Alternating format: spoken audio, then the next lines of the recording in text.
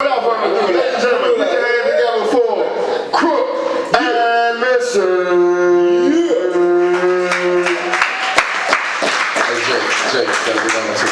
My bad, hold on, give me a second, hold on. Man time. Yeah. It's man time. Yeah, we still submitting at the end of the day, man. We gotta figure that part out. Just the part on the top. Yeah. We good to go? We good. Let us know when we running. We live, fellas. Let's start us off. We live. Hey, man. Overall, hey, welcome. Welcome. That's that old, I'm from the South. So that's how they used to say. Where you from, Missy? For real? Don't just say the South. Where you from, Missy? I'm from Georgia. What part of Georgia, Missy? Atlanta by way of Brunswick, Georgia, by way of all. Oh yeah, he a country nigga for real. Yeah. This nigga from Atlanta. For real. Country nigga for real. 912-229-404-678, all that. Anybody from Atlanta here? Anybody from Atlanta here? All that. No, yes. All that. But yeah, man, hey, welcome to Man Time. It's definitely that. Hey, first of all, I want to thank all of y'all for coming out. I really want to thank all of y'all for coming out and believing in what we got going on. This is amazing, man. It's amazing to see, beautiful black people out like this on a Friday night. Y'all could have been anywhere, but y'all out here. Y'all taking in the spoken word, the music, the art. We just trying to bring y'all something different. On Friday night, somewhere you can bring your boo. Not even nothing different though. Not even nothing different. This some real shit. Like, you know what I'm saying? Like, not even no different shit. This is some real shit. Like, we in the age of, everything being kind of like artificial. But Surface. yeah. Everything real surface. Nah, this some real shit though. Like, you know what I'm saying? Like, this is a real situation. Like, it ain't. This is the beginning of what we trying to do. You know what I mean? And we glad to see other people like that come out and support it, man. That's the main part. As black folk, we got to start supporting each other. We saying we want to create our own economy. We want to create our own ecosystem. But first of all, that starts off with support. You got to support your own. Overall, we create so much in this world.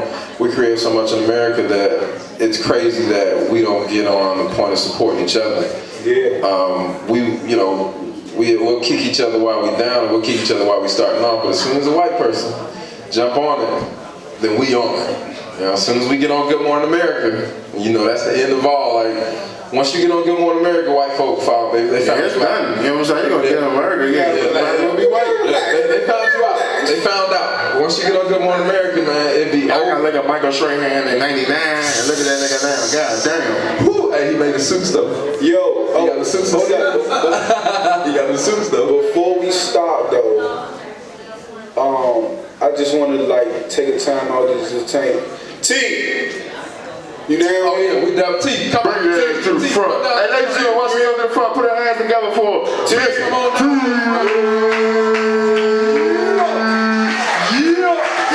I just want to say that she curated the whole thing. She kind of kept everybody in line. You know what I'm saying? Kinda like this. She kept us in line. She kept us in line. We're men and we're very unorganized. So she is the organization of all of this. And I'm gonna say this, man. Hey, real talk, black men out there, if you don't got you a strong black woman, hey, get you one. Get you one. I ain't even gonna lie to you. Like, before I met my wife, this is the beautiful lady in the red hoodie with her story. Shout out Miss Missy. Miss Missy, stand up. Miss Missy. Stand up. Hey, real talk. Hey, before I met my wife, I was out there. Wow, bro. Wow. And about this, wow. So I'm gonna give you a story. So funny part about I'm from Atlanta, right? And so when I met my wife, if any of y'all know about Atlanta, outside the sweetness, hey. Wow. You know the women are in abundance. The women are in abundance. And when I met my wife, it was on. It was on from that day. And from that day till now, I can say hey, real talk, a strong woman with you. So you're gonna win. Okay, so are we in it now or what? Yeah, we in it. We're rolling. Oh, we're rolling. Welcome, man. So this is the podcast. So if y'all, audience, if y'all have any questions or Yeah, man. Hey, yeah, this is very. Yeah, this mic ain't for me. You know what I'm saying? This is for y'all. Yeah, you can speak. Yeah, you can speak. Anything, hey, real talk, anything that you want to comment on, anything you want our perspective on, because that's what Man Time is overall. If you do listen to the podcast, you know this is a perspective from a man's point of view, and we some real men. None of that toxic masculinity, none of that Pharrell on the cover of GQ. what? You know what I'm saying? Like, we some This nigga busy taking shots tonight. Hey, Crook, take his drink, dog. Take this nigga's drink, son. You know what I'm saying? Hey, I'm just saying, none of that Pharrell on the cover of GQ with the dress jacket. Wow. We're not doing that. Okay. We're not doing that. All right. We run some real men stuff, so, you know, some stuff that men, you know, want to talk about, and especially like as men, we got a lot of women here. We want men to be able to talk about their feelings in front of a woman. That's a fact. Real talk. That goes a long way. When you can open up in front of your woman, that's how you know you're a man. Yeah, Like, that's when how you can sit down. Is that how you know you a man? No bullshit. Think about it. Like when you can sit down in front of your lady, or you know what I'm saying, your woman, or You whoever. cried in front of a jump before? Hold up. You cried in front of a jump? Don't put me on the spot, yo. I ain't gonna lie. I had to take the glasses a couple of times on me. Hey, You know what I'm saying? but Jay, That's how you know you're a man. When you allow yourself to be vulnerable, because some women probably dealt with this before. You know, y'all dealing with a nigga and he don't want to open up at all. He just shelled up, closed up. But when you open up to a woman, when you allow yourself to open up, you know what I'm saying? When you shit, that's like a part. That's a growth. Is that more intimate? check off Is the that box. more intimate than sex? Hell yeah. oh yeah, most definitely. Word. Most definitely. Who you want? Who seen you cry? You can probably count on half of a hand. Who seen you cry? That's As far as women, you feel what I'm saying? That's true. Niggas not letting nobody see them fold. But So okay, so what's intimacy? So do women cry all the time in relationships? So what's the intimacy? I'm What's not the even gonna hold you. I ain't never seen no woman cry. Word? They don't, nah, women ain't gonna cry. I never seen it. Are you serious? I never seen it. No, man, they get in that closet, man. Nah. Nah, Yeah, that's not my experience though. They try to bite you and they grab a knife or some shit. Other than that, I ain't never seen a woman cry. Hold up. Shout out to Jay. No. No. Real talk. You wanna give your This spill? nigga when he got his haircut. Hey, Shy, real talk. Jay, when he got his haircut, he feeling himself. He feeling himself I tonight. probably had like 2 this year, so you know. Jake, we don't want to give him the spill. Hey, go ahead. Hey, listen. Hey, listen to Jake's spill. Nah, listen to Jay. Yeah, this is real. Pre what year is this? 2019? Pre 2018. You know, this is what you gotta say. Look, my name's Jake. I stay with my mom. I'm a single father. My life is suspended. You know what I'm saying? That's what I am. Right now, I got 2 baby moms. I don't stay with my mom, but my life is still suspended. So there's just some things you gotta understand. Hey, but real talk. Hey, but that's some real. Hey, ladies, how many of y'all would hope that a man would say that to you on the first date? Ain't none of y'all fucking with no nigga that got 2 baby moms. A lot of y'all. Ain't none of y'all fucking with no nigga that got 2 baby moms. Is that true? I don't believe it. So what does that say about a man with 2 baby moms?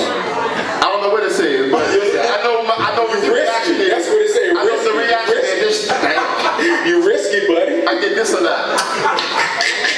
Bro, that's a fact. Yeah, right. Exactly. You know you paying $1,500 a month You for see what I got on, nigga? I always say this, Jake, about that night. At least you let them know that, like, off rip. So when they ask you for their security deposit back after 3-4 months. Wow. Hey, and also I want y'all to understand on Instagram and Twitter when girls be talking about, yeah, we only talking niggas that do this. Y'all lying like shit. Y'all be talking to brothers. Instagram got your views. Don't make it seem like Instagram got your views. y'all fucking broke niggas. So y'all look Ain't like nothing wrong with fucking the broke nigga. I ain't never wrong. Cause listen, I'm very So hold up, real talk. Would you rather have an orgasm or would you rather have? Say that again. Would you rather have an orgasm? It's already the wrong question, Crook. Like, What happened? go ahead, finish it up. Hold up, okay. Would you rather have an orgasm or would you rather have your bills paid, ladies? Wow! Hey, come in. Why you say that? Why you say we gotta hear you? Hey, hold on. Hey, so she experienced. Hold up. You got a totally different perspective. Go ahead. Hold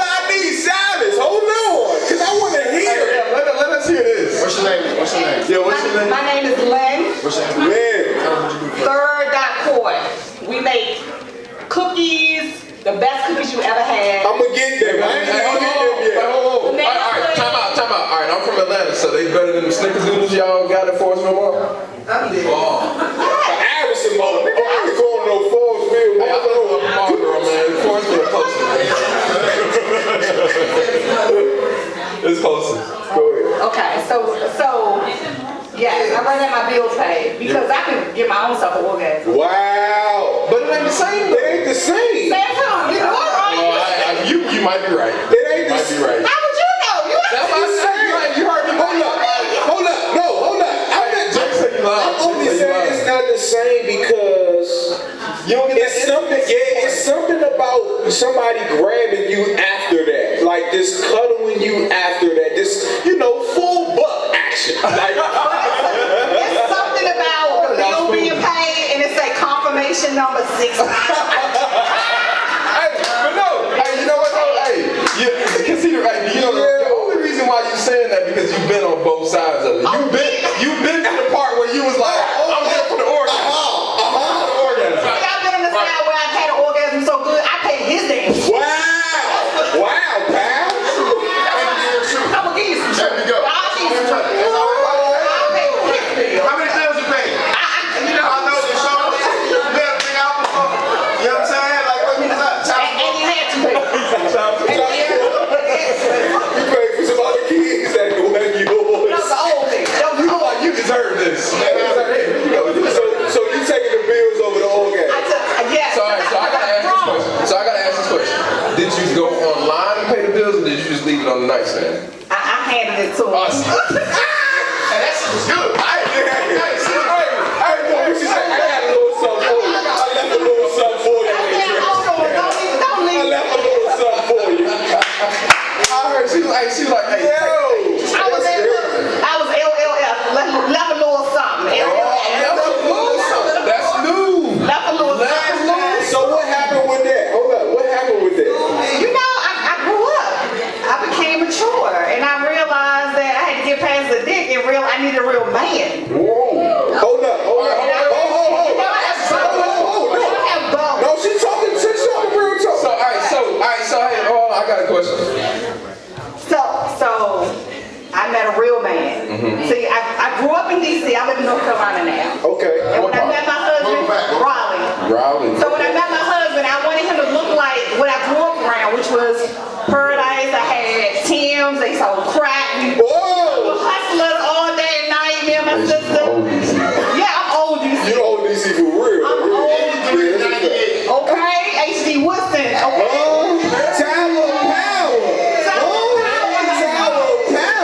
Right, I mean the real time, not Hey, the you know crack it's that got going on in the house. the high school they went to. That's a fact. You know it's That's a real. fact. Exactly. You know, ain't no people say I grew up in DC. Oh, Oxon Hill. Nah, you ain't. Nah, that's fact. That's Maryland. That's a fact. Exactly. Stop. Hey, get off the random people. Shout out to PG. Wait a minute.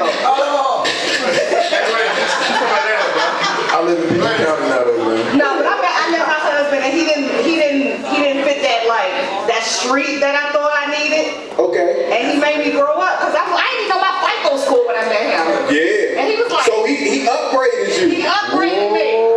He did. Shout out, respect to that man. He upgraded me. That's a fact. He made me grow up. You That's know. a fact. I'm looking at a no. Now I got to go. Wait a minute. Now. Like, nah, wait a minute. I got to stay. Yeah, I dig it. Yeah. So that's what I'm saying.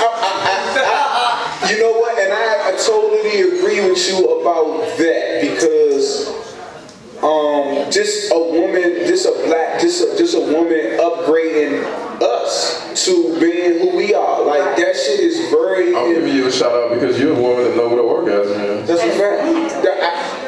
I do respect that. I do because all the fly shit a woman put me on. Yeah. All the fly shit that I'm on, a woman put me on to the shit.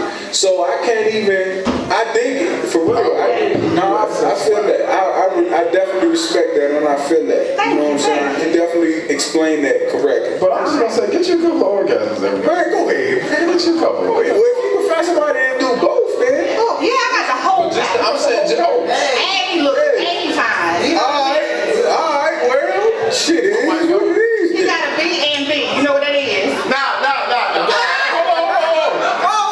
Yeah,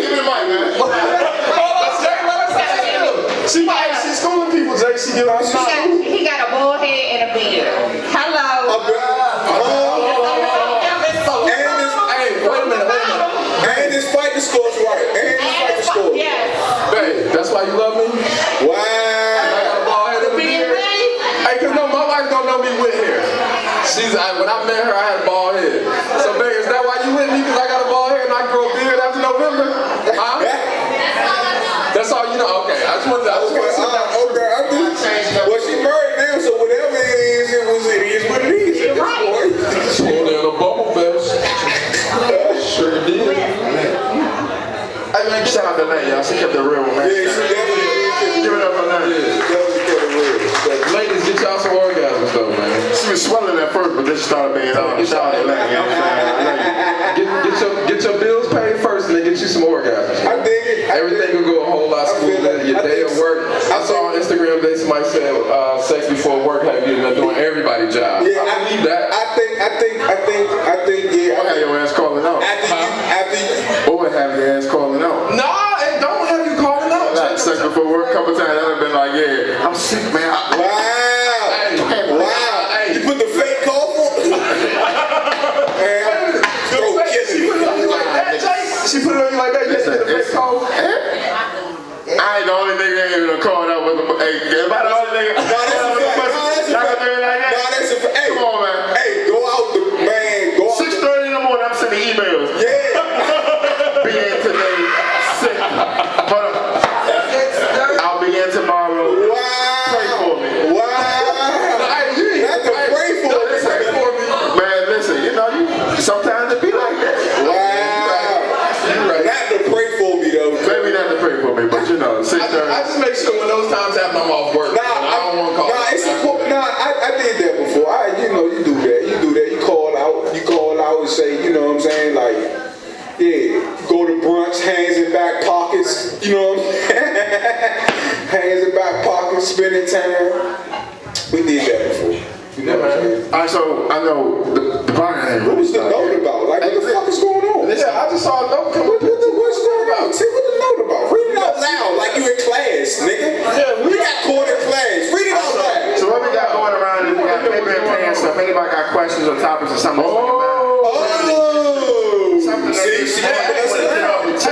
Write it down. Don't be shy. Again, this is family. We intimate. This man. Especially the ladies. Like we want. Like honestly, like we here to give y'all some game. Honestly, secretly, outside of Steve Harvey and his books, this is probably the most game you're gonna get. So ask them questions that you want to know. I don't got no game. Nah. They just understand my story. That's what I'm saying. But in the story, you get a game though. You understand it. Overstand it. I ain't got no game to just understand. But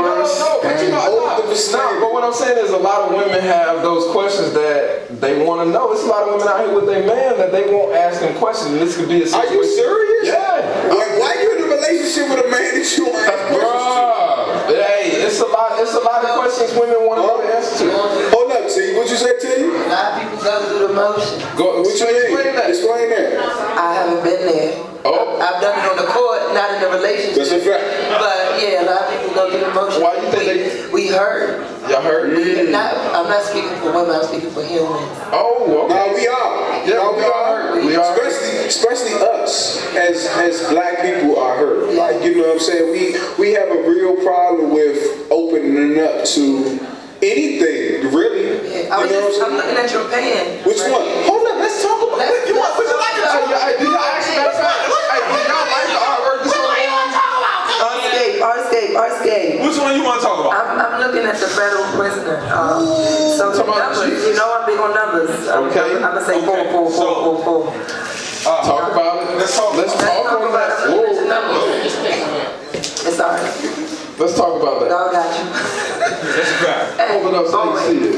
So the numbers, 16, 19. You know what that means. Come on. What happened in there? What happened? And Tell me what happened. 16, 19, we came in on a boat. Ooh, who came in on the boat? Somebody who is just as hurt and pained as us created an ideology that still exists today called black. And you said 24/7. So I'm guessing.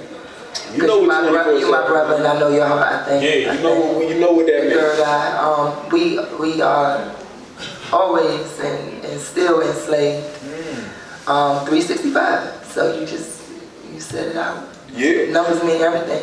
Yeah. So this is just about like, I don't know, like yeah, no, you was right on. Like the system is designed. Like the federal system is designed for us to succumb to it. You know what I'm saying? And that's what they have us as black guys incarcerated. Mentally, not physically, you know what I'm saying? We're free, but are we really? Like, you know what I'm saying? But they own the space in our heads, you know what I'm saying? So money for it. Right. So this is what this is about. Go ahead, T. What you say? No, Jordan. Go ahead. I'm listening. Your third song said we are free. We living through our mind, living through our soul. We are free. It's intangible. Yeah. That's what it's for. That's what it's about. So once we recognize the system of supremacy and what system we in, then I believe that we can start once we accept that it is a system that keep us fucked up. You know what I'm saying? Once we understand that, then I think once we recognize it, we can start dismantling it, you know what I'm saying, and breaking it down, you know what I'm saying? Go ahead, cuz. I hear you. I learned about this yesterday. Yeah. Has any of y'all ever heard of redlining? Y'all ever heard about redlining? Yeah. My kids just arrived. Speak on it. So, Yes, sir. So for the people that don't know, redlining is basically they draw a map around neighborhoods and they grade the neighborhood based on crime, schooling, whatever it may be. And for the people who live in that neighborhood, banks will make loans based off of their grade. So if you live in a D neighborhood, you live in a C neighborhood, you will not get the same loan as someone. We talking about address. Yes, address, zip code, whatever it may be. They're gonna pull that up and not give you a loan based off of that. So you may have the same job, pay your bills on time, whatever. They still not gonna give you a loan just because of where you live. Yeah. Well, I mean, it's bigger than that. I was talking to my students. I teach, and I was talking to my students. They were like, well, Mr. Missy, why do we do these testing? Why do we take these state tests? And I said, well, overall, state testing is really what keeps the lights on. I mean, that's real talk. I mean, overall, we take attendance to keep the lights on. To make, we got a certain amount of kids in our school, they're gonna give us a certain amount of money. But it's bigger than that because that also affects your property value. You know what I'm saying? If you come in with low test scores, that's the first thing a business looks at. If a major corporation comes to an area, that's the first thing they look at. Because they want to know, if I'm in Southeast, do I have to go all the way to Virginia to get my workers? Then if that's the case, then I'm just going to move to Virginia instead of being in Southeast. Yeah. And it's all the way down, all the way through our schools. That's how funding is going to our schools based off of test scores. That's how your property values are determined. Like the property, don't get me wrong, Southeast DC property values are very high right now, right? Very high. But if the school system was better, the property value will be out of the roof. And real quick on that, so I was born and raised in Northeast, and for our DC natives, y'all know the city chopped up. You got uptown, Northeast, the West, you know what I'm saying, South Side. It's two South Sides. Yeah. The Cape of South Side and this South Side, you feel me? Then it's like Northeast, the Deanwood, Southeast, Northeast, then it's like uptown, Northeast and shit. But one thing I witnessed growing up in DC is, we was in like middle school and high school when gentrification hit. So McKinley Tech High School, when they come, who said woo? Who said, hey McKinley! Come on man, you know what I'm saying? You were out for the rap, I graduated from there. But McKinley Tech High School closed in 97, real quick, history lesson for y'all. Closed in 1997, I was a little baby kid, I was 7 years old, you know what I'm saying? But I always wanted to go there. I was like, dang, I don't want to go to McKinley, y'all look cool as shit going to McKinley. But when they closed, it really wasn't a good school. I'm gonna keep it 100 with you, like. Niggas was getting shot in the gym. They was setting U-Hauls and shit on fire, throwing shit out the window, all that shit, stabbing teachers. Crazy school. But when McKinley Tech closed in 97, they already knew the plan that they had for that Northeast area in 97. They probably knew that plan in 1990. So what happened was, in Northeast, what we saw when I got to high school, and I graduated in 2007, when I got to high school, the plan was already in motion. They started building New York Avenue train station. They started building the ATF building. Before that building was even built, they had started, you know what I'm saying, building that. They started developing that area. Now, most of y'all know, though, Rayford Evans and Tony Lewis, them niggas was making millions in this city. Like, millions. Them niggas brought bread in this city. So what you had in that city during that time period, a lot of car dealerships, tire shops, mechanics, we fix domestic and foreign cars. Y'all know what the fuck I'm talking about. Like, that was Northeast. That was what it was. So when they came to DC, it wasn't nothing to buy a car lot where ain't nobody coming in no more because all the niggas that was coming in is in jail. So they bought Northeast up, and that gentrification shit in Northeast happened like that. 2008, 2009, we starting to see, a lot of people don't even like notice, but in my neighborhood where I grew up at, they put red signs up that said, you cannot congregate more than 2 people. So every time we was more than 2 deep, this is a true story. I wish I would have recorded, like took pictures of the sign, cause we had camera phones back then. Anytime y'all more than 2 deep, we pressing y'all out, we shaking y'all down. Y'all got anything, we locking y'all the fuck up. And that's trauma, even though, even if you didn't have nothing, people say, oh, you get locked up, no paper, you get out the same night or the next day or 2 days later, oh, what ain't no biggie. But when you go to get a real job, you gotta go down to the court building, you gotta get paperwork, you gotta prove that all that, you gotta, it's a hassle. Yeah. And when the job sees any black man that comes to that shit, they like, damn, we don't wanna deal with that. Fast forward to now, they doing that same shit in South Beach, but it's crazy because we didn't even see that shit coming. That shit just hit us like boom, like a brick. And now in this area, it's like everybody over here got an opportunity to see it and fight it and combat it. So it's like, it's kind of weird because it's like you're seeing the same thing again. And they're planning and they work in phases. Y'all know how these people work. They work in, boom, phase 1, phase 2, phase 3. So it's weird to see gentrification, like how it's working and how it has harmed us, because in the city specifically, when they first started out, full Uptown, because Uptown wasn't even always sweet, and then Northeast, nobody saw it coming. We was all kids. You know what I'm saying? Our parents were just struggling to keep us alive. You feel what I'm saying? And now we in Southeast, 2019, they're going through the exact same thing. The National just won, and people don't even know. That's 501, that's capers. You know what I'm saying? So that's a fact. I can't even, I'm gonna be honest with you, I stayed on social media. I ain't want to sound like a hater, but I would never support the Nationals because real life, a lot of niggas, when they close capers, a lot of people moved in our neighborhood where I'm from, but a lot of people, when they closed down that neighborhood, a lot of people was forced to move in neighborhoods where there was beef going on. A lot of people lost their lives, a lot of people went to jail, a lot of bullshit happened.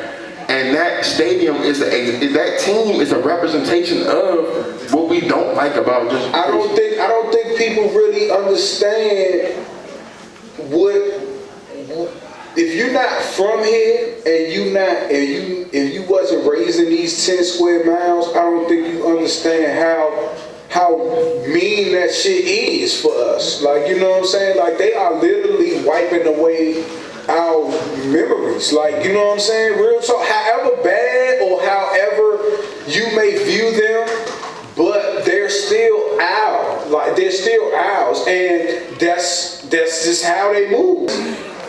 You know, I work in a school. Like, I go to middle schools and I do art therapy with the kids, and I can't even keep them focused because they not drinking water. We talking about kids that's not drinking water. They come to school with Takis and 90 days out, 3 months, they ain't drunk no water. They've been drinking drink and juice and this how you know. Like, okay, like mainly I teach mostly 9th graders. When you don't drink water, you stink. You start stinking. Your sweat starts stinking. All of that. Wow. So by the time we get out of school at 2:15, 2:25, by the time 1 o'clock run around, my 1 o'clock class, oh my gosh. Because they're not, like you said, they're not drinking no water. They're not drinking no water. They eat Takis, hot Cheetos. They eat hot Cheetos. Hold up, they eating honey buns for breakfast. So how can you pay attention in school when you eating all sugar for breakfast in the morning? Like, they not even getting nutritional meals in the morning. Like, so my question is, how are we going to wake up the masses? What is it going to take? Because I'm from California. Okay. And I remember, back then, we didn't realize what was going on, but your government, I was there, I'm from a blood and crip neighborhood. I was there when the government put the crack, and when we first saw the Uzis and AK-47, it was the government. That's absolutely. So we didn't make those. So they're the ones who put it in there. Now they brought the K2 and all these guns in DC, all this shooting. When are we gonna wake up? The only thing that we can, the only thing that's gonna win is we have to start making righteous shit cool. And you gotta make real shit cool. Yeah, we gotta make like this. We gotta make real shit cool. Like all of that shit, all the destruction, all of that destruction shit. We gotta. That shit ain't cool. That shit is where we at right now. This is where we at right now. So if we can start making that shit not cool and not fuck with that shit, then that's the only way. We gotta start getting rappers the real shit. The real stuff. We gotta start. So I got a lot of Nigerian friends, right? And so one thing about Nigeria, like for some reason, and no disrespect to any of my African brethren in here, they got money. You know what I'm saying? Like Africans, like Nigerians, Nigerian rappers. If you saw McLaren in their video, that's their McLaren. They drove it off the set.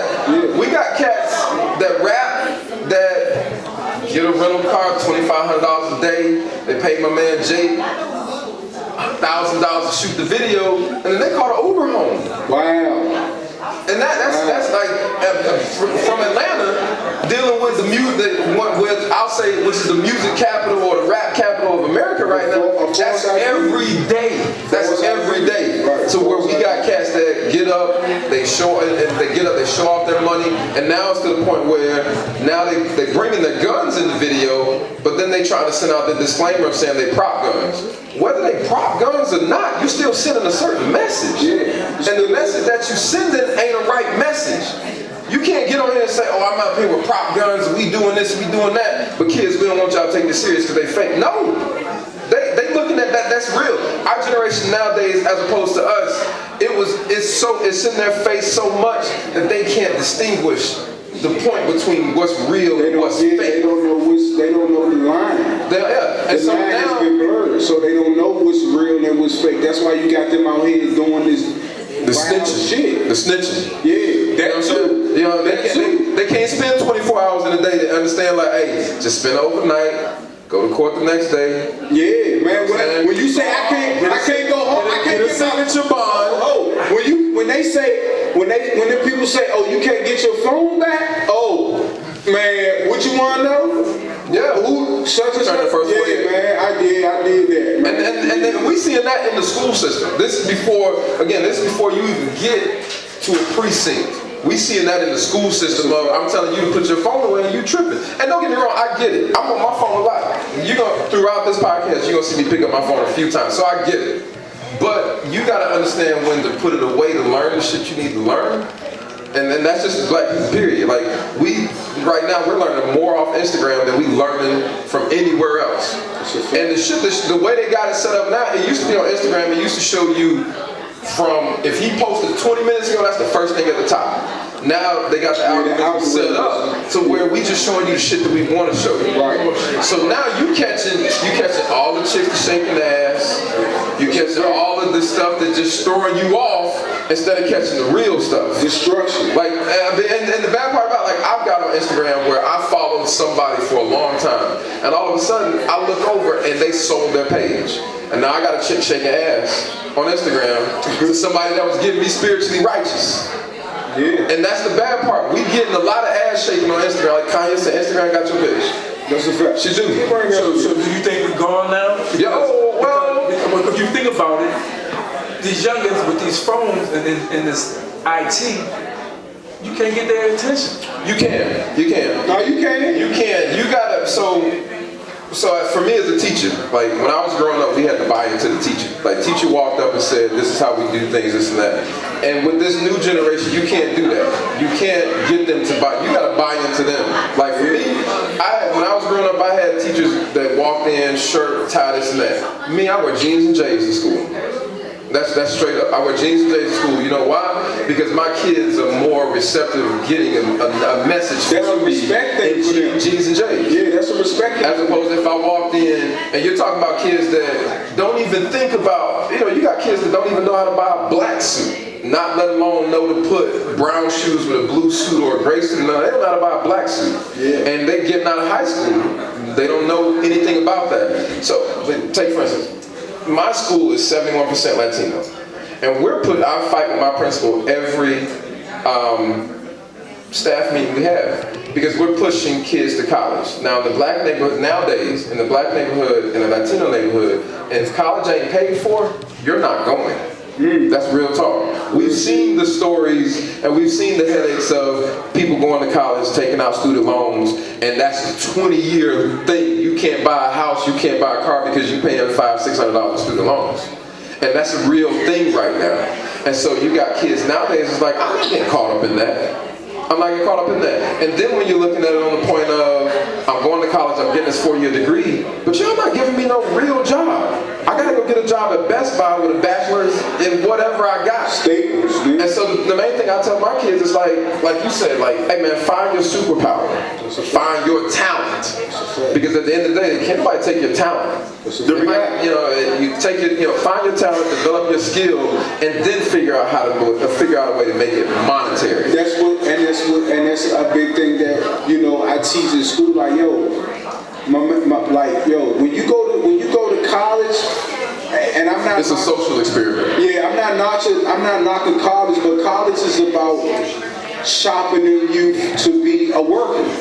You know what I'm saying? If you don't take college seriously, college is about sharpening you to work for somebody. I tell my kids, the only kids that I recommend going to college, if you know you're going to college, to be a doctor, lawyer, engineer. Yeah. But I gotta push back on that though, because I feel like college is a safe space. Like most people that from our neighborhood, from our areas that learn and have those life lessons, they go through certain shit in the streets, right? The streets raise them. They grow up in the street. I feel like college is that safe space, whether you know what you want to do or not. I feel like college is that safe space for you to find yourself. Like if you find yourself out in the streets, Lord, where the fuck are you gonna end up? You know what I'm saying? But I do believe a lot of kids go to college for no reason, but I feel like that's a great environment. It's a controlled environment. You know what I'm saying? Go to a 2-year college. Don't get yourself. I'm with that. Get yourself. I just don't believe all kids should just be like, fuck college. Hold up. So what are you going to college for, though? Because you have to make that transition from a child to an adult. And that transition to the streets. Hold up. Whose responsibility is that, though? Whose responsibility is it to make that? At that point, the college kids don't teach you that. Nah, hold on. No. Listen, it don't teach you that. But my whole thing is, listen. When you making that transition from a teenager to an adult, it ain't your parents' responsibility because now you want to be grown. So now you gotta go through that. If you learn that shit, if you make that transition, think about the worst situations you've seen like in the streets in the hood. If you make that transition from teenager to adulthood in the streets, Lord knows what the fuck going on in that. You know what I'm saying? You might end up selling yourself, you might end up selling dope, you might end up selling whatever. Okay, but we're gonna call it. Jake, you got a point though. Now I can't say this. If you know what you want to do, you know what I'm saying? If you know what you want to do, then a 4-year college probably ain't for you. You know what I'm saying? If you know you want to be in the videography, so why would you wait? That's what I'm saying. Why would you? But I think it's better to waste time in college than in the streets. That's my personal opinion. Now on the flip side, if I don't know, because college is a big social experiment. Yeah. That's honestly what it is. It's a big social experiment. Most business owners met their partner in college. So if it's a situation where you don't know what you want to do, yeah, college is a good opportunity because you're gonna get around people. It's not gonna be like high school where everybody in this class, we gotta go to these classes. When you go to college, you figure out the shit you want to do, and you're gonna be around the same people that are wanting to do the same thing. So basically, you saying college is a safe haven. College is college. If you come, it's an expensive safe haven. What about people that's not from the street? What about people that's not from the street? But look, though, that's a stigma. Reality, you got people who grow up in, nothing against nobody in the South, but you got a lot in the South. If you're doing good, you live with the white folk. If you're doing bad, you live with your, you know what I'm saying? That's where they make sure the niggas is there. If you from Atlanta, Georgia, Gwinnett, if you from motherfucking Savannah, you from South Carolina, you come to DC to Howard, Seaport, you come to Howard, it's like, damn, you know, it's something different. You know what I'm saying? Like, I can come up here, if you waste time up Howard, you might fuck around with, your roommate might be somebody that's a videographer or somebody that's want to get in marketing. Both of y'all might end up dropping out, but y'all make connections. But you waste time in the streets, you might fuck around pregnant, you might fuck around get shot, you know what I'm saying? Like, I feel like it's a risk, you know, so my thing about it is be on the point of like, if you're a videographer, why are you wasting your money at Howard? I mean, that's the real part. Like But why are you wasting your money anyway in college? Yeah, that's what I'm saying. That's the point. Anyway. Yeah, that's the point I'm making. If you already know what you want to do, then I'm saying on the point of, it's no use, unless you're trying, like I said, unless you're trying to be a doctor, lawyer, engineer, there's no need for you to go to college like that. Most of us, let's keep it a buck. Most of us ain't got no brain. Like, my brother went to VTech, you feel me? Like, when that dude went through and was killing everybody, he went to VTech. We ain't had no fucking money to send him there. He went because he had a scholarship, you feel me? So, he blew money, but he didn't know his money. Hold up, that's a scholarship. That's totally different. People paying. We talking about people paying out your pockets and then you... Ain't no niggas paying out of pocket. That's not true. That's not true. That's not true. This nigga's walking out of Howard with $100,000 a day. That's a fact. Man, look. Hey, and this is the bad part about it. They walking out with a management degree. Yeah. And no experience. Right, bro. Yo, college is like, I never went to college, but I hustled on the college campus. So I mean, college niggas hustled on the college campus. Yo. So college is for you to prioritize. It teaches you how to be somewhere on time, to have somebody, to have your work in order. It teaches you how. And that's important. Look, I sat down with. I'm not saying it's not important, but I'm saying, nigga, I already know what's important to me. You know what you want to do. Already know what I want to do. So why the fuck I'm gonna go? Yo, I'm not gonna lie. I went to Dale State for a couple months. You know what I'm saying? Like, that shit was too slow for me. The teacher even say, yo, my nigga, what you doing there? But that's you. Like, it's a lot of it's a lot of kids that graduate from high school and dead ass they don't know what the fuck to do. Like, no bullshit. Like, because you know why? Hold up. That falls on your. That falls. Nah. That changing of the God. You feel me? Like, you become a grown. Let me say my piece. My bad. Nah, that falls on parenting, bro. That I need to know what my kids want to do, so I don't, because a lot of kids go to school just because their parents want them to. Now, all right, so I'm gonna say this from a teacher's perspective. Now, it's partially on the parents, but it's also partially on the teachers. And the reason why I say that, your kids are in school 40 hours a week.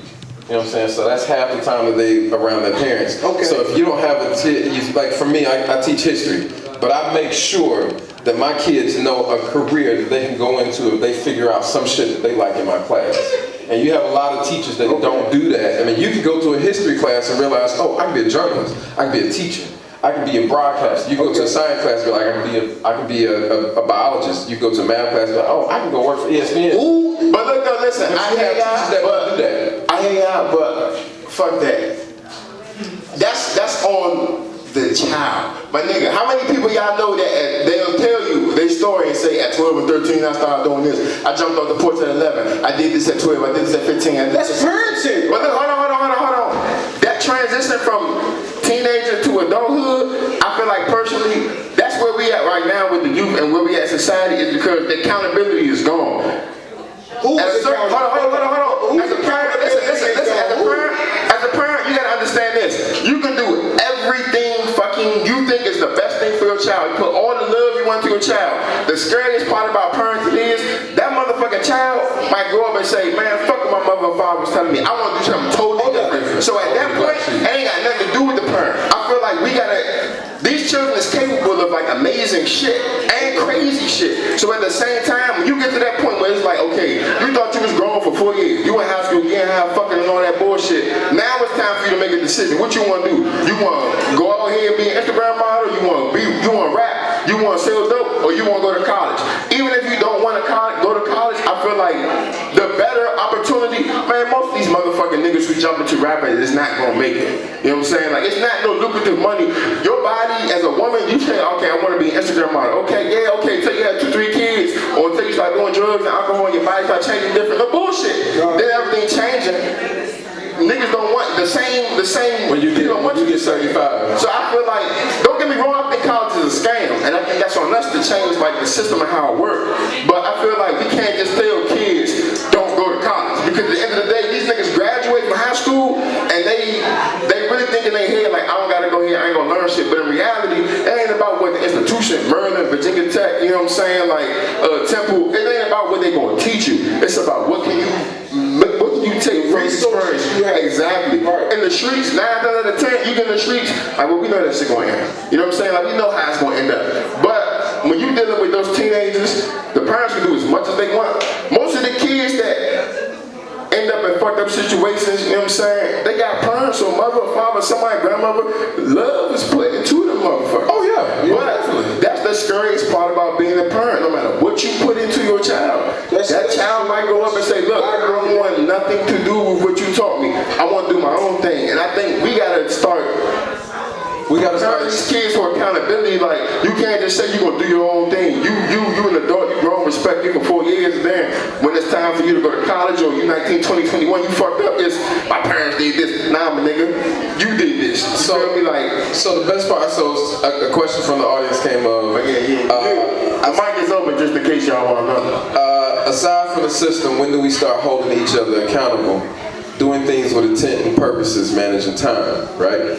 And so, like, based off, like, you know, what you're saying is like, at what point, you know what I'm saying, we got to say, like, at what point do we get back to the whole village concept? You know what I'm saying? Like, I spoke on this on the podcast, probably second or third one, of walking out of church and a cat, you know, his ass hanging out. First of all, this church, bro. Yeah. You know, of all places, this church. And, you know, I went back and forth about saying something, and as I left, I was a little upset that I didn't say something. And so that goes back to the point of like, hey man, when do we, as a black community, when we gonna step up and start stopping these kids on the train and say, hey man, you out here acting up, man?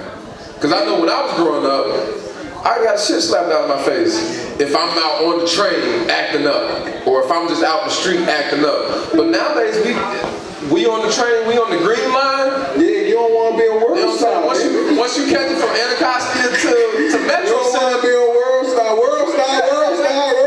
And that's the part we scared of. You know what I'm saying? Everybody don't want to end up like, hey man, this little youngin' start wild, because the youngins out here wild. And the reason why these youngins out here wild. You know what? Real shit though, like, I don't know if Shorty get on me about this, but like when I see a youngin' out of line in the street, I tell him. Yeah, I've got to the now. You know what I'm saying? Like yo, but I don't do it from a place where I'm scolding you. You know what I'm saying? And I pull the youngin' to a side, y'all. You gotta put him on the standpoint of today. A little nigga was acting up in class. You know what I'm saying? Somebody came and said, yeah, ooh, he won't listen, he doing this and that. I ain't say nothing to this nigga crazy. You know what I'm saying? I was like, hey, look, as a young man, nigga, your mother and father don't shit you to play around. Yep. You feel me? Like, the nigga who you acting up fool in front of, he get paid to be here. So he gotta do his job. Yeah. So, as a young man, can I trust you? You know what I'm saying? These niggas just not being approached like as young men. But who is approaching them as young men? So here's this thing. So I went to a seminar, this is like months back, and somebody said the prominent thing, like, our generation, and even I'm gonna say like you can take like a half a generation. So I'm early 80s, so like that late 70s, early 80s, the ones that grew up all through the 80s, we came in, we were born into this world into so much shit that we've actually failed this next generation. Absolutely. We failed the next generation of being able to... No, not even fail, yo. We was selfish as fuck. Yeah, that too. Yeah, like that all goes into the failure. We were selfish because it's self-preservation. You know what I'm saying? We were trying to save...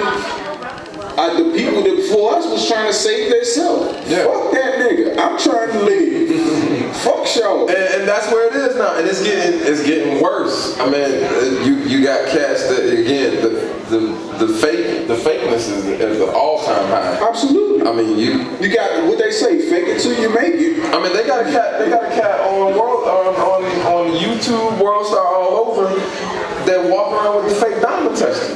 That's loud. That's walking through the mall. And the bad part about it is you got cats that he walk up to, right, and ask the tester, and they know they shit fake. They like, nah, I ain't even gonna let you. They know it. They know it's real. Yeah, exactly. And now, when I was growing up, first of all, you weren't gonna walk around in nothing fake that looked real because you ain't want it, whether it was fake or not, you ain't want a nigga to take it. You ain't want to become that target. Yeah. So I'm gonna tuck my shit in. But you got cats now, they got 3-4 chains on, they iced out. And they faked. And from so you gonna die with fake? Exactly. Kids that think they're adults, that's still just living off of the fake shit. They getting off of the popping bottles and stuff like that. Like, I've been there, and as I got older, like, I realized, like, so I just want niggas in the club to see me with a candle for my bottle. That's really what it is. Niggas in the club. Not girls. Niggas in the club. How that nigga? Because girls ain't buying boots. They ain't buying boots. Nah, they'll find one though. They'll find one, but they ain't buying boots. So it's niggas in the club that's competing. It's a competition. And the bad part about it, and this shit been going on. You go to Atlanta again. How the strip club was on the point of, if I'm throwing $20,000, you looking like, I ain't finna let him show me up. I'm gonna show him like I've been balling all weekend. I'm about to throw 30. But my first time in Magic City, I couldn't believe that shit, bro. Like, it's a competition. You can smoke in the club. And I was just fucked up coming from DC. Like, damn, I can smoke gas. Oh, when you in Miami? Nah, we was in Atlanta. Oh, you went okay. Hold on, let me take the picture.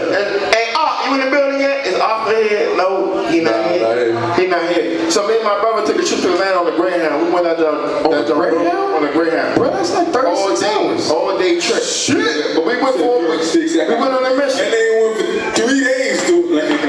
3 day trip. And it took 3 days to get to Atlanta. We got on that motherfucking Greyhound. The first two things we see. Hey, hold on. And they put y'all out right in front of Magic City, didn't they? Bruh, the first two things you see, you get on that Greyhound bus in Magic City. You see the jail, and you see Magic City. But we was fucked up. First of all, I'm like, damn, man, we ain't going there. That's number one. We damn sure not trying to go there. We trying to get back to the city. And you grew up in DC. The police here, we spoiled. Our police can't. Hey, one matter of fact, let me touch on that real quick. Go ahead. All right, so in Atlanta, I'm just gonna talk about DeKalb County. If any of y'all ever been to Atlanta, you've been to DeKalb County. Let me tell you something. Now, and this shit's sweet up here. I ain't even gonna lie to you. I've been here 5 years now. And I've seen DC police write 1 ticket. Yeah, they don't really like get out the car. The niggas is the police. It used to be on the point when I was in Atlanta and police got behind me. Like I'm straightening up. I'm take your hat off. Hey, slap your hat off. First time I did that in PG County, the police rolled by and looked at me like, hey, what the fuck is you doing? Like, move, nigga, move. Yeah. Drive. And I'm looking at him like, oh, so it's like this? Yeah. But I ain't gonna lie, this what got me though. Them damn speed cameras. Oh, the speed cameras gonna get you. You need that money. You need that money. Speed tickets. You need that money in these. But that was the biggest thing. That was my biggest thing. Like the police present here, like like you said, like they looking for the guns. They just had the street shut down. That's you missed it. They had the street shut down. Remember how long they had the street shut down? A good hour, right? Yeah. They let Buddy walk. Yeah. Drove off. Traumatized them. Drove off. Set him free. Drove off. Kicked his legs open. Boom, boom. Hey, sit right. Guns out. Sit right here till we bring 2 dogs out here. And then send them home. How the fuck you supposed to live like after somebody put the slam in your face? On a Friday. At that point, you ain't hitting blizzards. He ain't going out no more. You in the house like, man, I'm about to find. He ain't even do that. I'm about to play 2K. Guess what he did? He just fit the description, bro. He just fit the description. I'm about to play 2K. I ain't doing nothing. He ain't going nowhere. Team, we got raffles. Yes, today was over Over where?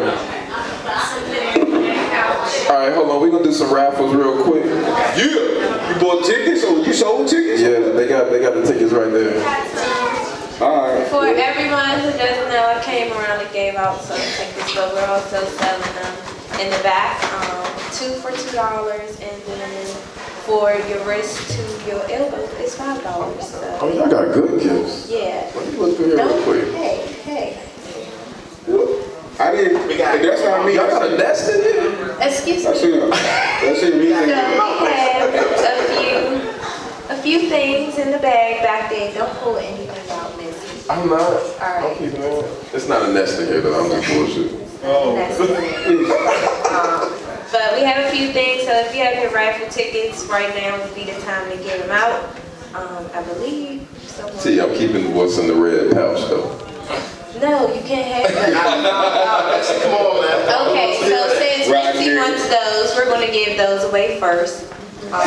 Hey. Oh, whoa. I didn't look. I didn't look, man. Just look me with it. Are Go y'all ahead. going to behave for I was looking. 5 He was seconds? looking. I wasn't even looking. I just bro. need 5 seconds. I'm thrifty.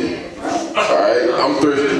Okay, so everybody got their raffle tickets out. We're gonna call a number and we're gonna do it like this. If the people left, they just gone. We're gonna keep calling the number until something comes out. And if you didn't get a raffle ticket yet, you might want something in this bag. Just smile. We might give it to whoever the fuck smiling. You know what I'm saying? Yeah. I'm looking right here, and I know you got a brilliant smile right there. And see, there it goes. There you go. Give us something. So we're gonna do it like that. The red pouch. Did Missy take the pouch? Missy, you took the pouch, Missy? Nah, he ain't take this. Okay. This nigga good to go. We're gonna do another one. Give me something good out of there for the young lady with the beautiful smile, just because. I don't know how this. Okay. Y'all close your eyes, bro. Stick your hands in there. Yeah, give me here. Now I gotta come. Hand down like that. Alright. So. You gotta close your eyes too, T. Oh, my eyes are closed. But, so I'm gonna give this to you, just because there are a few things that we try to implement in our events. Of course, the guys have the entertainment covered. We have our vendors in the back. Beautiful art is surrounding you, and this is one of my favorite books. It's actually one of the first books that I read that led me onto a very enlightening path. It's called The Four Agreements, and if anyone is familiar with this book, then they know the power behind it. And I just want you to have it. No raffle, you didn't even have to buy it. Just, like they said, The Four Agreements is a very important book. that's your name, because you don't have on the name tag either. Jude. So everybody clap it up for Jude, just for giving us and we will come back with another raffle like this. Who's picking the ticket? We will do another one. Go ahead, you want me to pick the ticket? Hey, don't tell me this, man. Y'all gonna pick a ticket? I'm gonna pick the ticket. Alright, I'm gonna read it out. Alright. Can y'all hear me out there? Alright, so the number is, you just want me to read I'm gonna read the last three. 017. 017? Who won? Okay. We got somebody? Missy, you're gonna give away your red pouch and you're gonna let us know. I told you I was gonna keep that. No, you're giving it away because He giving away the red pouch. Hold on. Who won? Hey, 017. the red pouch is like a real big gift. Hey, that's a real, like, hey. Yeah, come over here and get it. That's the first time I've been If you don't want it, I'll take it. No, I'm telling you. Hey, don't take nothing. So in this pouch, we're giving away coupons. I coupon a little bit here and there, and we could all use some savings. That's a So, fact. you know, I think that, you know, you could clap it up or not if you don't use coupons. That's Hey, real talk, everything. Save some money today. And she got coupons for everyday use. Hold up, not only did the coupons, but we took the time to get the right ones. So I gave out my good ones. So this is special because I definitely gave out the good ones. Yeah. Got some cold stone in here. Yeah. It's getting cold outside. Got some bliss tags. And how y'all out here with the ashy lips now? That's a fact. No ashy lips. Just make sure I ain't got no ashy lips. Yeah, and just, you know, coupons come in handy. So if y'all get those little things in the mail, just keep them. You never know what you're gonna need. You can always give them out as Christmas gifts. or give them all these Christmas gifts. Excuse the parents. Get back to it. It's tea time. Oh, So you can always, just excuse the parents. The value is inside, not on the outside. Hey, you good? Appreciate it. That's like, You want to do one more piece? You want to do one more? that's the time. We do one more. Okay, one more. Do number 3. No, we doing, do number 3 and then we got one after that. Okay. I don't know. I don't remember number 3. We right. We right. Okay. All right. Oh, I got it. Come on, Jake. We're gonna hold number 4 to the end. Yeah. Just in case that person ain't here, I can take it home with me. Wow. Shoot, what it is, man, the bank can get active with it. Shoot. Okay. So the last 3 of this one is going to be 009. 009. Okay, Jay. Come on. 009.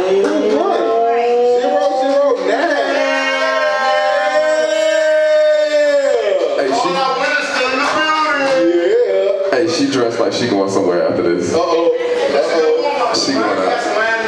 She going to Aqua. TCB playing tonight at Aqua.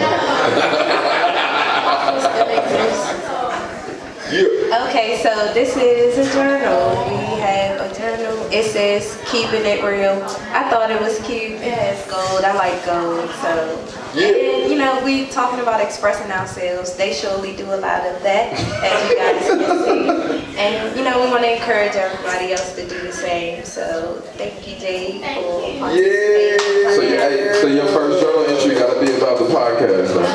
All right. So at the next podcast, we're gonna ask you to get up here and read it. You revised it. Okay. Yeah, we did. You got to put all that out on the table. Thank y'all for letting me do this. Yeah, appreciate it. Give it up for T and the rappers. That's why you gotta keep a woman on your side, man, because they come up with the idea of giving out raffles. That's a fact. We wouldn't have never gave shit away. We had to put y'all would have sitting here drunk and eating this shit. We would have never know. We had to put this together. It would have been no wine, no vegan food. None of that shit. I wouldn't even been in this building. Me, I'd have probably bought out the chicken sandwiches and cut them up. Told y'all to put them around With the toothpicks in them. Yeah, put the toothpicks in them. We just cut out some chicken sandwiches. About eight chicken sandwiches. Yeah, that'd be enough. Hey, so another question from our audience. Question is, have you overcome generational curses, and if so, how did you do it? All right, so I'm gonna start this one off. All right, so before I got married, so on my mom's side, like my uncle, which is my mother's oldest brother, was the last male to get married. So like my grandmother's brother didn't get married. My mother's youngest brother never got married. My oldest cousin never got married, and then there was me. But then on the flip side, my father's side, all of the men have gotten divorces. Like my dad's got divorced, my uncles all got divorced. And so before I got married, it was a thing on the point of like, man, I'm just gonna chill out on this. This don't even work out. And so the generational curse that I try to keep up is the point of like, my marriage gonna work. You know what I'm saying? It's gonna go. It's gonna be an example for other people of how, if you ever find a woman that you fall in love with, of how it should be. Even my friends now ask me, how you in your age? Because when I say, man, my wife and I do everything, the stories we do Central Station, babe. Central Station. We don't want no details. Man, we got stories. You know what I'm saying? Because we literally do everything. That's why it was easy for me to pick up, leave everything I have in Georgia and move here with my wife, because I was comfortable with doing everything with her. I was comfortable with going to my friend's bachelor party with my wife. And they looking at me like, are you serious? And she looking at me like, yeah, what you mean? I'm here. This is what we do. We together. This is what we do. So that whole point of breaking generational curses, the first thing we do is my marriage and how I love my wife, to make sure that I love her fully, all the way. It's no second guessing. You would never be out in the streets and be like, do they really look like they together? Like, if you see us, you would know, like, oh yeah, they happy. You see us at a restaurant, you'd be like, oh yeah, they on the first date. they on some first date type stuff. Yeah, that's just how it is. So that was my generation. So your generation of curse was making your marriage work? Yeah. Okay, I did. Being on the point of like, at the end of the day, like, Jake, how many years your parents have celebrated? 36. 36. I'm trying to get there. I'm 36. I'm trying to have that. I'm trying to be like 36 years married, and I'm 30 years. I'm going on 6 now. I'm 30 years away. So I want to be a long time. Yeah, that's a problem. That's a long time.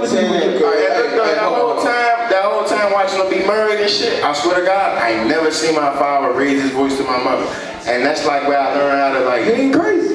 As a man, like what it really means to be a man is like that nigga never had to exude. Talk about that. Like, I never seen my father raise his voice to my mother, raise his hand to my mother. Like I saw a woman and a man relationship in a different sense. So my mother, it was times when she was mad at my father. She was like, man, fuck this nigga. He on some bullshit, blah, blah, blah, blah. But she ain't never disrespect that nigga. She ain't never take it to the point where it's like, you know, I'm gonna push him to this point. And he ain't never get to the point with her where it's like, you know, I'm gonna embarrass you in front of the kids. Because he showed that he was a real man. Exactly. And so it's like, my father ain't type of nigga to talk. He ain't never set us down. Let me tell you something, son. He ain't never was that type of nigga. But he just led by example. Exactly. But watching them be married, one thing I understood at a young age, like damn, one day I would like to be married. But I understood like that shit ain't about to be easy. Like when you stand in front of each other and say, I do, my nigga, that means I do agree to be with you, regardless of what the fuck go on. Yeah. But a lot of times, you know, shit happens. There's no judgment. People get divorced, and that happens. That's life. Absolutely. But just watching them, that's gave me a glimpse in the idea. Like when I'm on Twitter sometimes, I see people talking about like black men and black women and the imaginary beef. I call it imaginary. That black men and black women have in real life. I've never seen that shit. Like I've never seen, you know, I've seen it, but I've never seen like because a real nigga not gonna beef with no woman. That's a fact. They're not gonna beef with no woman. That's a fact. That's my nigga. Like whatever she won. That's bitch shit. If you out here beefing with a woman, you out here arguing about women shit, that's bitch shit. Like why ain't no men make solutions. Okay, we solve shit. That's a fact. And if you ain't a man out here about your action, about him making solutions, you on some bitch shit. And sometimes the solution is let my woman do what she need or what to do. Ain't no sometimes. That's all the time. That's all the time. What I want don't matter type shit. If I say this is what we doing, then you know she gotta take charge. At the end of the day, the women. I believe this is just my belief, but I believe women are here to guide us. I still think black women are God because, like, yo, they bring us into this world, bro. Like, you know what I'm saying? They cultivate life. So if that's not God, then I don't know what else could be. You see what I'm saying? So, you know, like I always think women are here to, you know, to guide us and they just have that other intuition that we just don't have. That's why I always say like we are here to protect women. That's why society is off like it is because we're not doing that. You know what I'm saying? We're not respecting we're not respecting that honor. You know what I'm saying? Like, yo, women are not supposed to be out hunting and having jobs and I shouldn't say not having jobs, but they're not supposed to be out doing man work. They're not supposed to be out hunting. That's a fact. They're not supposed to be out because hunting can kill you. You know what I'm saying? Being out here hunting can kill you. That's not a woman's job. A woman's purpose is to make the home. A woman's person is to run everything. And you know what I'm saying? We obsolete at the end of the day. Even the women that's out here, oh, I don't need no man. That's the women that's wanting home to be taken care of. But look, though, at the end of the day, that's something I never understood, especially like right now when we dealing with, you know what I'm saying? We see popular culture, we see a lot of women say, look, you know, women can be the breadwinners and all of this and that, gender roles and shit. Like I never understood it because it's like they they talk about the role as a woman as a housekeeper, like that's like some weak shit. But my mother homeschooled, you feel me? My father worked for 14 years. Dog, you gotta stay home with your kids all day. This is a different animal, bro. That shit is a different thing. I'm not built. You know what I'm saying? I'm not built. And mainstream Hey, society. crook kids, they bad, boy. In the case of where y'all at, you know what I'm saying? See, y'all, boy, y'all Y'all not bad. wrong. Y'all great. I never understood how they say, oh yeah, women can do more than just the homemaker role, but it's hard as shit to run a house. Like niggas don't run a house. It's hard. Well, no, but think about this though. Why think about this? Like as a man, like you said, it's hard for a woman to take care of the household. So why are we as men? Why are we not making sure that that's all they gotta take care of? That's all they gotta take care of. That's it. We put them in situations where they now gotta take on the role of taking on everything else and provide and making sure that the house is right. That should be the only role a woman has, because that's a lot within itself. Even outside of relationship, this is one thing that's inside. We gotta be careful of what we jump onto. So I seen a chick. I was leaving work, going to go pick my daughter up one day, and young lady, black girl, she had 3 kids, and she had a stroller. 3 kids. They was all young. The oldest probably was 6. And every man got on that bus before shorty. White, black, whatever. Every man got on the bus before shorty. That's hard. And people gotta understand this. When we talk about equality and all this other shit,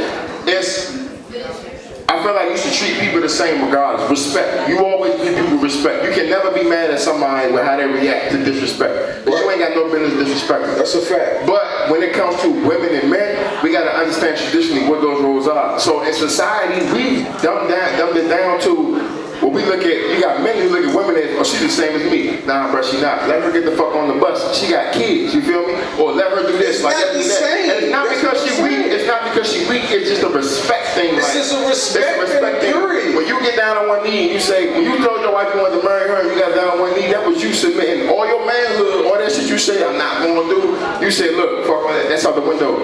I'm giving you everything. You know what I'm saying? Like, my respect this, I want you to be mine. You asked her that way, respecting. And people gotta understand the culture. When we start talking about like equality and shit, we listen to the white people tell us what their version of equality. And they really ain't even trying to be equal. They really ain't even trying to be equal. They want us to keyboard this shit. They say, look, equality is everybody can do the same thing. Like, nah, that's not equality. That's cool. If everybody can do the same thing, respect is the number one thing. But we gotta understand, like, women, it ain't about women being weak. That's never a question. Like, I watched 2 women give birth. That's the strongest shit you can do. Both times I'm like, damn. Yeah. I couldn't even cry. I'm just like, damn, what the fuck? Like, so you over here asking for ice and food and shit, like you just pushed the whole baby out. You know what I'm saying? But you almost died. You know what I'm saying? So what the fuck?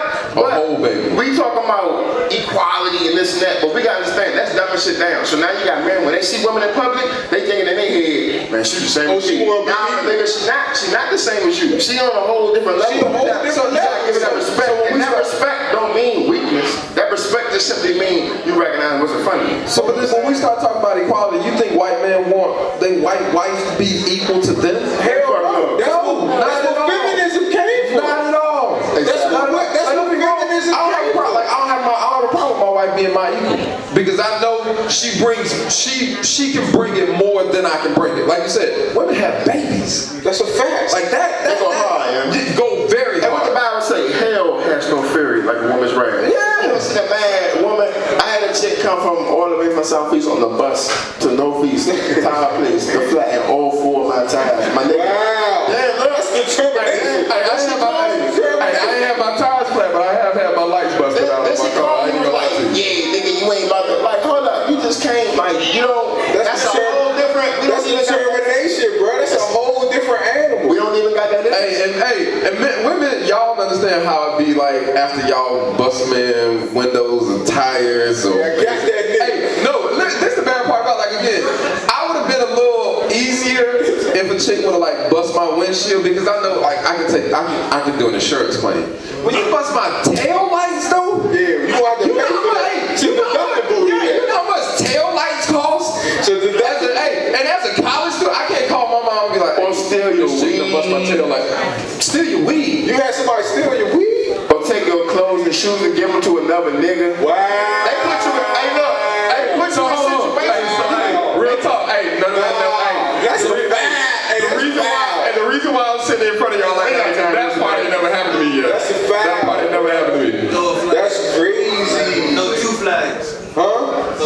Game over. Yeah, game over. That ain't even no penalty offset. You can't even replay first down on that one. Like, you got to punt. You got to punt. You got to punt on that and just start all over. Like, play defense, find another chick, and just be like, all right, first down. That's it. I think it come down to just knowing, like, people gotta get the fuck out their phones and look at what you do every day. So like, if you a single mother and you wake up every day and you saying you got 1 kid, 2 kids, 3 kids, you saying all these little niggas to school, they doing good, they getting great reports, you know what I'm saying, good grades and shit, they fed and all that shit. Sure, you did a hell of a job. You feel me? You don't need no nigga to tell you nothing. You know what I'm saying? You don't need social media to tell you nothing. I think that's where we get lost at. It's like we looking for people to validate and stamp and say this is what you is as a person, this and that. Like nah, like once you recognize your own value, like that's it. Like that's it. Like you don't need nobody else to tell you nothing else. So I think a lot of times, I think like we need that kind of validation though. Like from, I mean, a black woman would want to be validated by a black man. Like, but I don't think we in the space where we doing that. No, we in this now. I'll say this. There's certain men out here that are validating real black women. Okay. But a lot of men out here are validating these Instagram shit. Oh. You know what I'm saying? They now, maybe Instagram gonna help us out a little bit because they have likes. But a lot of men out here, you've seen these comments, cats just wilding. They can read it, say 1,000 likes. And you scroll through the comments, you like, dog, are you really out here in a public setting like that? Yeah, they out. Like you don't even care. No, they don't. You don't even care like who see this. No. You don't even like you got niggas talking about how you eat your booty. Yeah. Wow. In the comments. Wow. Come on, In man. the comments. And you like, I ain't never seen that. A nigga in the comments talking about, I eat your booty right now. Come on, son. Come on, man. She done danced on 20 niggas, and you still talking, she ain't took no shower, and you talking about eating a booty. Like, my nigga, you cool with just saying that, like, out loud like that, bro? Like, what the fuck? Like, okay. I eat your booty, like, you don't even know where it's at. You don't know where her booty smell like or look like, man. You don't know if she takes showers on a regular. Do she drink water? She might got a hernia, but pH way off. pH way off. Way off. And you all down there trying to figure some shit out. It's the virtue release. She might got a bad basket like Summer Walker. We don't know. You feel me? So it's virtue release. we don't fucking know. Media, where our situation and where our society has gone, you don't know shit about shit. Because we ain't doing the research. You know what I'm saying? Like if somebody popping on Instagram, we just like, all right, cool, they popping, I'm with it. Yeah. We ain't done no research. We ain't looked at nothing. We just like, cool, they popping now. I'm with it. You know who they mama and papa is. You remember when it used to be on the point, you used to meet a family, you dated a girl, and you bought around your mama, and she used to ask you like, who your peoples? Hey, who your folks? Who your folks? I mean, I'm from the South, so I don't know. Y'all might not do that in DC, but I know I ain't never experienced that, bro. Every time I bought a chick around, it's just who over your house. Nah, every time I bought a chick around, my mom was like, who your people? Who your peoples? Wow, Jay, wow. Who your boy? You is. Jay, you was just knocking down, man. That's what that was. I wasn't, bro. Listen, I'm not about to let y'all use this platform to defame myself. That's not what we're doing here tonight. Hey, man, I'm just saying. Bad time, ladies and gentlemen. That's how we do it, man. That's how we do it. But we got any more questions? Yeah, any more questions, man? Hey, let's do this. Yeah, I want some real shit. So for the next 15 minutes, listen, I'm gonna step off and get a drink. I'm gonna leave this mic right here, though. So somebody come give up. My man got one. Oh, I thought hey, no more. Hey, no, we want to hear some real ladies. What y'all want to know about for a minute? Wow. We gonna give y'all the real deal. So any question, your man might be sitting with you, right? And you might not feel comfortable asking him the questions. So you come up here and ask us. I'm gonna let you know right now. I'm a swear. I'm gonna lie like shit. I'm not gonna tell you the truth. Y'all ask the question. I better count on these niggas because I'm gonna tell you. No, because we're gonna give you the rip. It might be a point where you wanted to ask your man this question. Both my baby wanna listen to this. And so this right here could be a conversation starter, man. You can reflect our views though. Yeah, now however it happened after y'all leave here, that's once y'all walk out that door, that's on y'all. And also, look, real quick before we get deep into it, because I know this shit gonna get crazy, then y'all gonna leave. Make sure y'all connect with somebody, whether it's the vendors, whether it's us, whether it's somebody you sit next to. Make sure y'all connect with each other. Did we introduce the vendors? No. Hey, matter of fact, listen. Hey, you got your time. Don't do that. You got your time. fact, Hey, all the vendors, can y'all come up here real quick? All the vendors. if I could get one representative from each vendor, one representative from each vendor can All the come up vendors to the front. front. Come on. We trying to plug y'all business, make y'all Listen, some money. y'all gotta understand, we not Hey, just you saw talking, she was like, hey, let me we get not up here. just talking bullshit. This is the new Black on Renaissance. up. You feel me? Come on It up. started in the 1920s. We about to shoot a commercial. The Black Renaissance, the Harlem Renaissance, niggas was doing their thing and shit. Jazz, tap dance, and all that shit. Like, listen, but that shit stop. You feel me? Like, that shit stop. Now. Stop. Now. We starting it back up again. You feel me? So, listen, this is what this is. Start small, but y'all part of this. So, Because one of the main things why we did this is on the point, like, I don't know, like, I know y'all heard me say this a lot of times, like, I'm not from here, but when I first came here, the first place I came was Southeast DC. I came to Goodman League, alright? So most of my friends, I live in PG County, most of my friends are from this area. But when we came up with this, our main thing was, this block here is dark at night. Nobody really comes. So we're trying to bring something to this block that's something different, that when you walk by or if you pass by, you're gonna say like, hey, what's going on over there? So by the time the white people come, then they gonna be, y'all already here. Y'all already on the point of like, we know what's going on over there. Come down and check us out. So that's why we're here. That's why we got these vendors out. We want to make sure that people know who y'all are. Make sure they know how they get in contact with y'all. So y'all tell them a little bit about you. Come on up. Come on up. Hi, you guys. I'm Don't Be Shy Sweets. Banana pudding, chewy lemon cookies, chewy chocolate. For the holidays, I am doing banana pudding with banana rum, chocolate pudding with Kahlua rum. Holla at your girl Instagram at Don't Be Shy Sweets.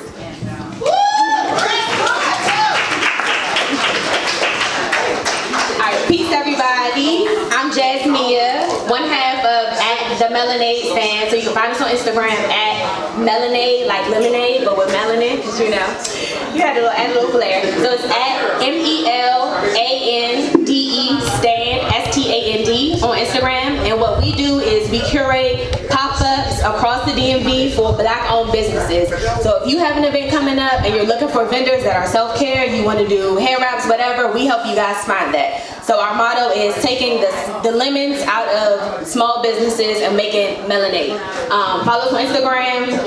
I also make hair wraps. My business partner does apothecary, so self-care items, rose water, things like that. It's all handmade by two Black queens. So we follow back. All love. Hey everybody, my name is Zenith. I hand make these earrings, different variations of these earrings out of Ankara fabric. So feel free to follow me, Zenas, ZENAS on Instagram. And I also do custom made earrings. So follow me, DM me if you'd like a custom pair of earrings made. Thank you.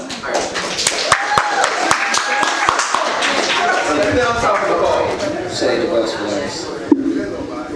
Good evening, my name is Erica Hamilton. I go by the name of E. Ham. I'm a visual artist. You can check out my work in the back and follow me on IG at BEasyArt. I'm an educator. A lot of my work has to do with like 90s, social activism, and anything that touches my soul, I paint.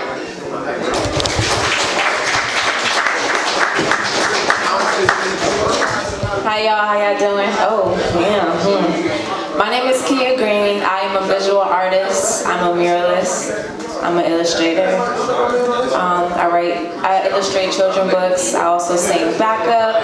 I'm also a dancer. And I just want to say thank you guys for having me tonight. You all look beautiful, so I want to just pay it forward to you all because you look amazing. I have some art in the back to view. I also have a couple of pieces up here to the right. We have Thomasine and Bushrod. They're the bounty hunters of the Western Times, like a Bonnie and Clyde. I also have some sexy chocolate down there. You know, I call that charcoal lemonade. Kofi right there, and I have a couple paintings here. And yeah, I'm happy to be here. So if you want to follow me on Instagram, if you need a live visual artist for your next event, weddings, birthday parties, etc., you can follow me at Kia_Green. Thank you.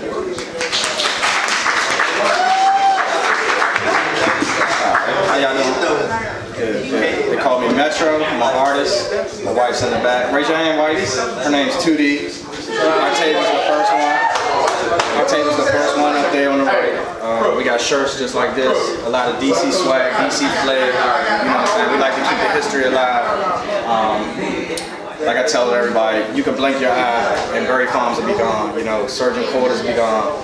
So we took pictures around the city. We, you know, we made art with our art's right there, the DC, with the graffiti style words, the DC map with the history icons on it, the logo painting right there. Man, there was the Mason. So look, what I'm saying is, I'm not really good at public speaking, so if y'all got any questions or anything for me, let me know.